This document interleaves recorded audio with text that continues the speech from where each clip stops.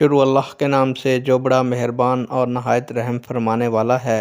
الصلاۃ والسلام علیکہ یا رسول اللہ وعلی آلک واصحابک یا حبیب اللہ۔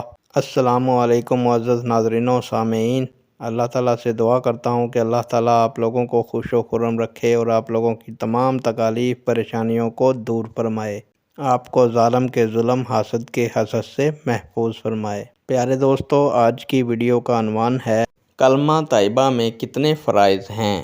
امید کروں گا کہ یہ معلومات آپ کے علم میں اضافہ فرمائے گی اور آپ اس ویڈیو کو شیئر کریں گے، چینل کو سبسکرائب کریں گے تاکہ دوسرے لوگ بھی اس معلومات سے مستفید ہو سکیں۔ بڑھتے ہیں ویڈیو کی جانب۔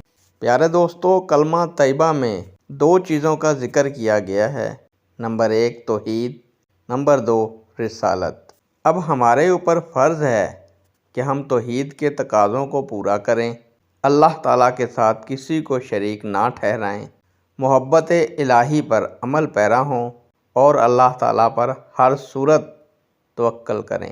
اسی طرح حضور علیہ السلام کی رسالت پر ایمان لائیں، آپ کے خاتم الانبیاء ہونے پر ایمان لائیں، حضور علیہ السلام سے محبت کریں، اطاعت مصطفیٰ صلی اللہ علیہ وآلہ وسلم پر عمل پیرا ہوں، حضور علیہ السلام نے جن باتوں کا حکم دیا ہے ان پر عمل پیرا ہوں اور جن باتوں سے منع کیا ہے ان سے رک جائیں، یعنی ہماری زندگی ایسے ہو جائے جیسے کہ قرآن مجید میں اللہ تعالیٰ اور اس کے رسول صلی اللہ علیہ وآلہ وسلم نے ہمیں حکم دیا ہے، یعنی لَقَدْ كَانَ لَكُمْ فِي رَسُولِ اللَّهِ أُسْوَةٌ حَسَنَةٌ۔